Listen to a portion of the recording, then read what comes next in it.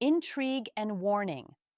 What if the person you trust most is subtly controlling your emotions and you're completely unaware? Manipulation isn't always obvious. Sometimes it's woven into the fabric of everyday interactions. Get ready to uncover 7 crucial signs that could indicate emotional manipulation, empowering you to identify these patterns and navigate your relationships with newfound clarity. Part 1. Understanding the experience of being unknowingly manipulated. Realizing you might be manipulated is rarely a sudden insight. It's often a slow buildup of subtle emotional shifts that gradually reshape how you think, behave, and feel. Many people don't recognize manipulation not because they're naive or weak, but because manipulation thrives on emotional attachment, trust, and the desire to maintain harmony in a relationship. When you care about someone, whether it's a romantic partner, close friend, coworker, or family member, you're more likely to give them the benefit of the doubt. That empathy can make early red flags feel like misunderstandings rather than warnings. One of the first signs of hidden manipulation is a gradual erosion of your confidence in your own emotions and memories. You may start recalling events more vaguely or doubting your reactions. Instead of feeling grounded in what you experienced, you begin to rely on the other person to define what really happened. This can start subtly, such as being told you're remembering it wrong, or hearing your emotional reactions dismissed with comments like, "You take things too personally." Over time, you may internalize their version of events, making it easier for them to rewrite narratives to their advantage. Another sign is emotional exhaustion, especially after interactions. Healthy relationships nourish you, even during disagreements, because both people work toward clarity and connection. But in manipulative dynamics, conversations feel draining, confusing, or heavy. You might leave feeling guilty, responsible for their emotions, or unsure what you did wrong. Instead of resolving conflict, discussions feel circular, shifting blame onto you or ending with you apologizing just to restore peace. That exhaustion isn't random. It's often the result of emotional pressure, guilt tactics, or unspoken threats of withdrawal. You may also notice a shrinking sense of self. This doesn't happen all at once. It happens through small concessions.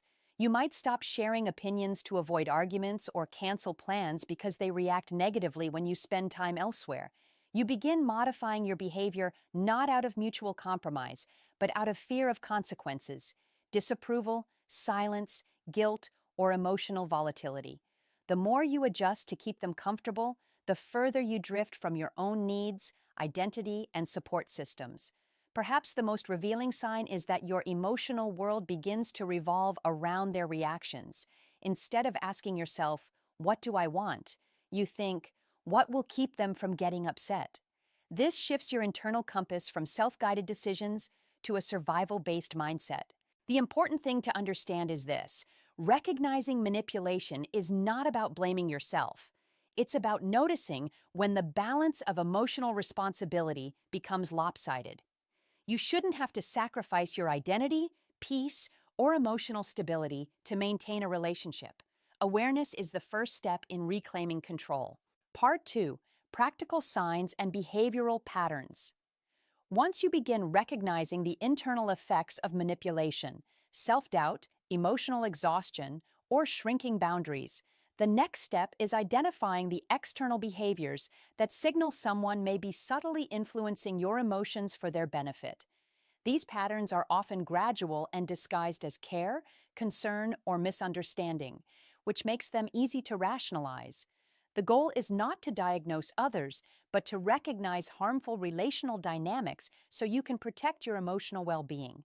A common behavior is consistent guilt-based persuasion. Instead of expressing needs or desires directly, the person encourages compliance by making you feel responsible for their emotional discomfort. They may imply you're inconsiderate, selfish, or uncaring if you don't act according to their wishes. Over time, you begin making decisions to prevent guilt rather than to act on your own values. This dynamic becomes especially damaging when guilt replaces communication as the primary method of influence. Another sign is selective affection or approval, where emotional warmth is used as a reward and withdrawal is used as a consequence.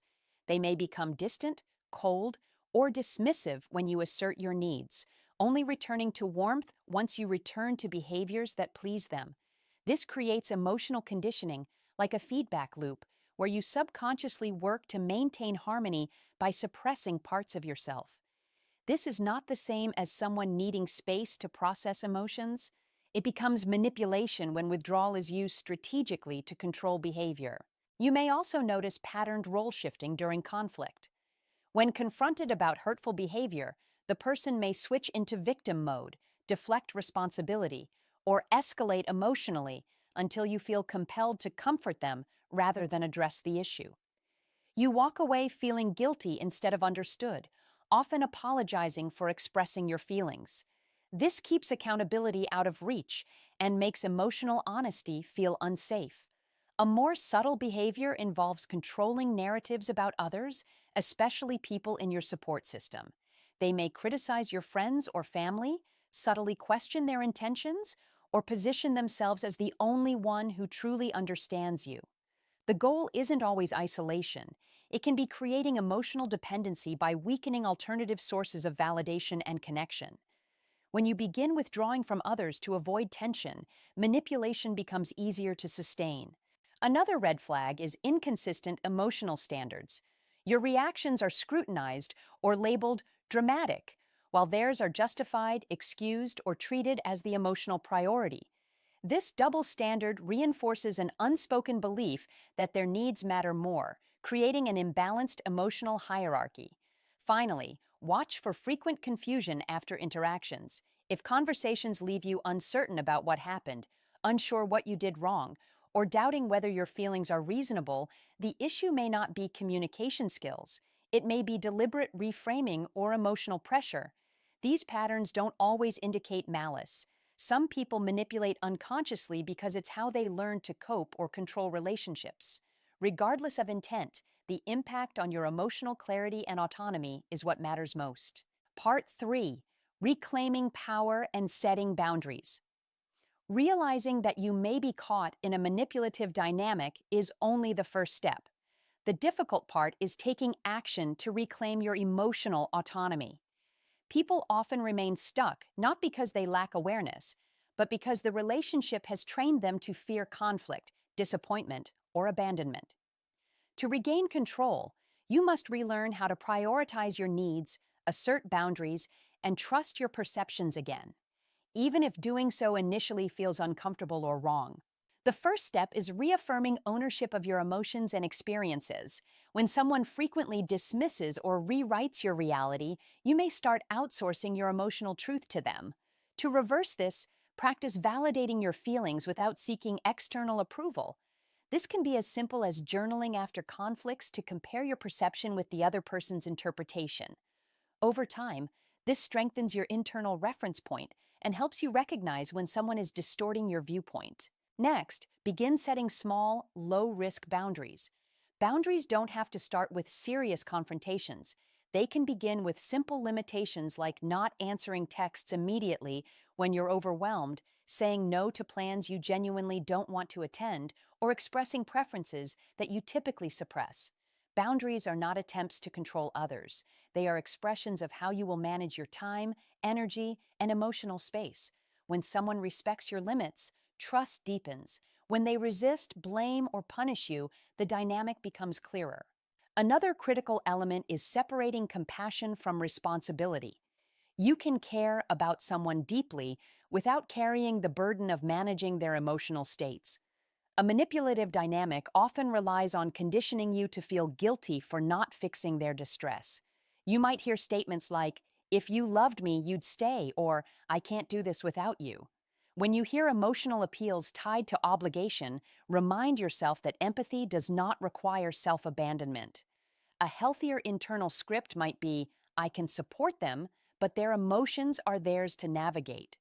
Rebuilding autonomy also means expanding support beyond the relationship. Talk to trusted friends, seek therapy, or reconnect with hobbies and identities neglected during the relationship. New perspectives can break the isolation that manipulation often depends on. When you reconnect with external sources of validation and self-worth, the power imbalance begins to dissolve. Lastly, observe how the other person responds to your change. Someone who values connection will adjust, communicate, and respect your needs, even if imperfectly. Someone who relies on control may escalate, guilt-tripping you more, becoming passive-aggressive, or accusing you of abandoning them. Their reaction is often the clearest indicator of whether growth is possible within the relationship. Reclaiming power doesn't always mean leaving, though sometimes leaving is necessary. It means no longer surrendering your sense of self for the sake of preserving a dynamic that costs you emotionally. Emotional autonomy is not selfish, it's the foundation of healthy connection. Part 4. Healing after emotional manipulation and rebuilding self-trust. After leaving or redefining a manipulative dynamic, the emotional aftermath can feel more complex than the relationship itself. Many people expect relief, empowerment, or clarity the moment they step away, but the reality often includes confusion, self-blame, numbness, grief, or even a longing to return. These reactions don't mean the manipulation wasn't real. They reflect how deeply the experience can reshape your emotional patterns and sense of identity. One of the first challenges in healing is rebuilding self-trust. When someone has repeatedly undermined your perceptions or pressured you to doubt yourself, even simple decisions can suddenly feel overwhelming. You might fear being wrong again or worry that asserting your needs will cause conflict. Start small, make low-stakes choices without overthinking, and affirm that your preferences are valid even if others disagree. Self-trust grows through action, not rumination. Another important step is reclaiming emotional neutrality. Manipulative dynamics often operate through highs and lows, moments of intense affection followed by periods of withdrawal, guilt, or tension. This cycle creates emotional dependency, making calm stability feel boring or unfamiliar. When you begin healing, peace may initially feel like emptiness, and emotionally healthy relationships might seem less intense. Recognizing this is crucial. Stability isn't a lack of passion, it's a lack of chaos. Healing also involves redefining boundaries from a place of self-respect rather than self-defense. In emotionally unsafe environments, boundaries can feel like shields, ways to protect yourself from someone else's reactions.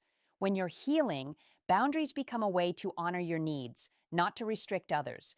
Instead of saying, I can't let people in because they might hurt me, the shift becomes, I can let people in, but I choose how close and on what terms. For many people, grief is a major part of recovery. Not just grief for the relationship, but for the version of yourself that tolerated emotional imbalance. You might mourn time lost, opportunities missed, or the person you wanted them to be. Allowing this grief to move through you prevents the pain from turning inward into self-blame or shame. A powerful and often overlooked part of healing is reconnecting with your identity outside the relationship. Manipulation can shrink your world, narrowing your interests, social circles, or goals. Reclaiming yourself might mean revisiting old passions, building new friendships, or simply rediscovering what brings joy. Healing isn't just about letting go. It's about rebuilding a life that reflects who you are now. Finally, be patient with yourself. Emotional patterns formed in relationships don't disappear instantly, and it's normal to repeat certain dynamics before replacing them with healthier ones. The goal isn't perfection, it's progress. Each honest boundary, each trusted instinct, and each choice aligned with your well-being reinforces your autonomy. Healing isn't just recovery, it's transformation. You're not trying to return to who you were before. You're becoming someone stronger, clearer, and more grounded in your own worth. Part 5. Recognizing manipulation. Early in new relationships, after experiencing emotional manipulation, one of the greatest forms of self-protection is learning to recognize unhealthy patterns early, before emotional investment makes them harder to leave. Early relationship stages can be especially tricky because enthusiasm, affection, and connection can mask power imbalances. The goal is not to approach new relationships with suspicion, but with awareness, self-trust, and emotional boundaries. One early sign to watch for is pressure to accelerate intimacy. This might show up as intense compliments, declarations of loyalty, or claims of soul level connection within days or weeks. While chemistry can spark quickly, manipulative personalities sometimes use rapid attachment to bypass natural trust building. If someone becomes upset or guilt ridden when you ask to slow down, it may signal that the intensity is more about control than connection. Another early indicator is reaction based communication, where the person's emotional responses feel unpredictable or disproportionate to small disagreements. If a simple boundary or preference triggers emotional withdrawal, anger, or guilt, it can condition you to avoid expressing yourself. Healthy people negotiate differences. Manipulative people turn differences into leverage. Pay attention to how they handle accountability. When confronted, even gently, do they listen, reflect, and work toward resolution, or do they deflect, minimize, or shift blame? Early patterns of non-accountability often predict future gaslighting as narrative control becomes a defense mechanism. Accountability isn't about perfection, it's about willingness to take responsibility. Another sign is subtle isolation disguised as care or protection. Early on, this might sound like, "Your friends don't appreciate you like I do. I just want more time with you. Why do you need them? They're a bad influence. I'm looking out for you." While it may feel flattering, the deeper effect is reducing outside support systems. Isolation rarely starts as overt control. It starts as preference, concern, or quality time. Look too for inconsistency between words and behavior. Someone may speak lovingly, but follow through is missing. They may apologize often, but repeat the same hurtful patterns. Early inconsistency can signal that emotional expression is being used to influence rather than to connect. Most importantly, pay attention to your internal cues. Your body often recognizes subtle danger before your logic catches up. Early signs might include being unusually anxious before seeing them, feeling guilty for simple boundaries, constantly rehearsing what you'll say, feeling a high followed by emotional crashes. These aren't signs to run immediately, but signs to pause and evaluate. To stay grounded while dating, prioritize measured vulnerability. Share your feelings and invest emotionally, but don't abandon your routines, friendships, or values. Keep your identity intact as you get to know someone. Trust isn't earned through intensity, it's earned through consistency. Finally, remember that healthy people welcome time, boundaries, and balance. They understand that connection builds, not grips. Trust grows best in relationships where both people feel safe to be whole, not just bonded, but free. Part 6: Breaking Patterns That Attract Manipulative Partners. After you've recognized manipulation and begun healing, a powerful next step is breaking the deeper patterns that made those relationships feel familiar or acceptable in the first place. It's important to clarify, being manipulated doesn't mean you attracted toxicity on purpose. Often these dynamics form because certain emotional habits, wounds, or beliefs unintentionally make you more tolerant of unhealthy behavior. The goal isn't self-blame, it's self-liberation. A common underlying pattern is confusing love with emotional intensity. If your past relationships were full of chaos, passion, or unpredictable affection, you may subconsciously equate excitement with connection. In contrast, calm, consistent partners may initially feel uninteresting or emotionally distant simply because they don't trigger survival-based chemistry. This isn't a sign that healthy relationships are boring. It's a sign your nervous system is unlearning dysfunction. Another pattern is people-pleasing as a form of attachment. If you learn that love comes from caretaking, being agreeable, or meeting others' needs before your own, manipulative individuals may gravitate toward you because your emotional labor benefits them. People-pleasing isn't kindness. It's a survival strategy developed to maintain connection. Breaking this pattern means learning to offer care without sacrificing yourself, and understanding that mutual effort is a requirement, not a luxury. A deeper layer involves unhealed wounds from early attachment.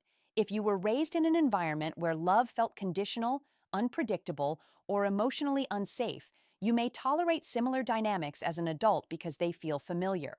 We often replicate what we survived, not what we desire. Healing in this area may require therapy, journaling, or consciously choosing partners who behave differently from what feels normal. Boundary struggles are another major factor.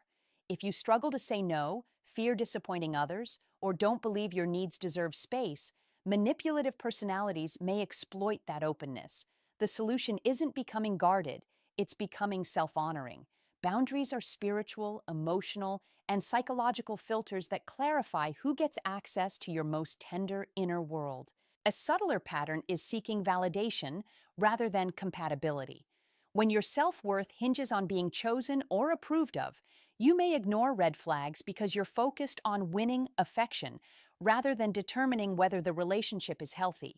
Breaking this means shifting from "do they want me?" to "do they show up in a way that aligns with my well-being?" To disrupt these patterns, focus on choosing slowly. Trust builds over time, not intensity. Observing actions, not promises. Checking in with your body, not just your emotions. Maintaining independence while connecting.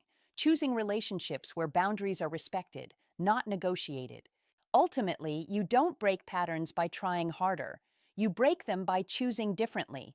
When you align your self-worth, boundaries, and emotional standards with the person you're becoming, not the person you survived being, you stop attracting relationships that thrive on your silence and start attracting ones that honor your wholeness. Part 7. Healing your nervous system.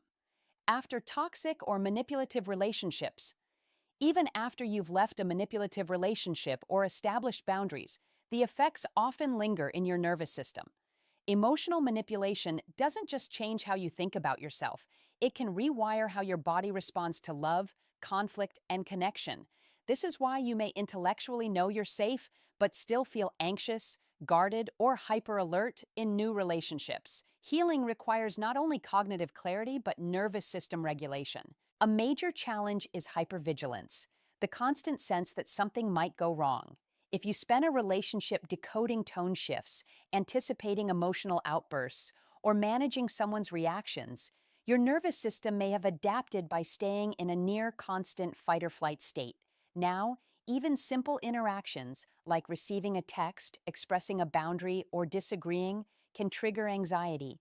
The goal isn't to eliminate vigilance, but to teach your body that safety can exist without being earned through self-sacrifice.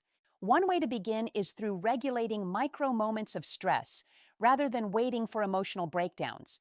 Practices like slow diaphragmatic breathing, progressive muscle relaxation, grounding through physical touch, like placing a hand on your chest, or stepping away from a triggering conversation, can interrupt conditioned stress responses.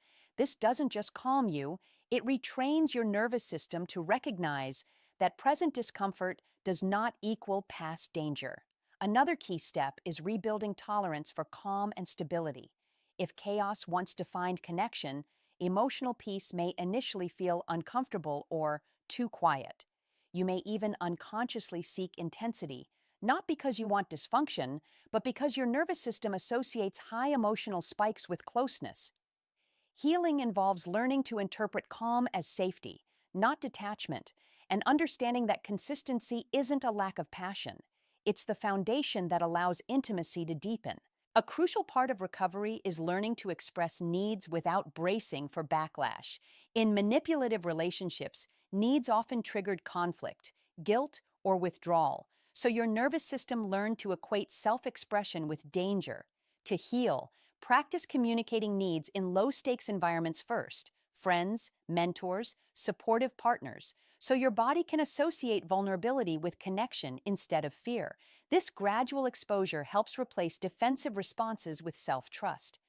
Additionally, reconnect with experiences that rebuild a sense of power in your body. Exercise, dance, yoga, hiking, or anything that grounds you physically. Trauma often disconnects the mind from the body. Embodiment restores the bridge and helps emotional resilience form at a physiological level. Finally, healing the nervous system often requires patient, compassionate repetitions, not perfection. There will be days you feel triggered by safe people, mistrust good intentions, or shut down emotionally. These aren't failures, they're echoes of survival strategies that kept you safe. Over time, as you consistently give yourself safety, your body learns that vigilance isn't required for love to exist. The ultimate goal isn't just to stop reacting to past wounds, it's to create a life where your body no longer expects harm. When your nervous system feels safe, your heart can open without fear of losing yourself again. Reclaiming your power and emotional autonomy. Emotional manipulation doesn't just distort your relationships, it can reshape your identity, your self-trust, and the way your body responds to connection. Healing from it is not simply about recognizing what happened. It's about reclaiming the parts of yourself that were silenced in the process. It means learning to trust your instincts again, giving your emotions authority, and refusing to shrink yourself to maintain someone else's comfort. As you grow, the goal isn't to become guarded or suspicious of everyone you meet. The deeper goal is to cultivate a life where awareness, boundaries, and self-respect guide your choices, where you choose relationships from a place of wholeness rather than fear. You are not responsible for someone else's inability to love with clarity, accountability, or emotional maturity. Your only responsibility is honoring yourself, even when that means walking away. Healing is not linear. You may still second-guess your memories, feel triggered by healthy relationships, or temporarily slip back into people-pleasing patterns. That doesn't mean you've failed. It means your nervous system and heart are still learning what safe connection feels like. Each time you pause, reflect, set boundaries, or choose yourself, you rewrite the emotional patterns that once kept you in survival mode. Ultimately, the journey out of manipulation is a journey back to self-worth. Not the kind that depends on others' approval, but the kind that stands firm even in silence, rejection, or disagreement. When you know who you are, you no longer seek validation from places that can't offer it. You deserve relationships where your voice matters, where love is steady rather than strategic, where connection expands you instead of consuming you. You deserve a life filled with peace, clarity, and people who meet you with honesty and respect, not because you've earned it, but because that is the baseline for healthy love. This isn't just healing, it's rebirth, and you're allowed to grow into someone new.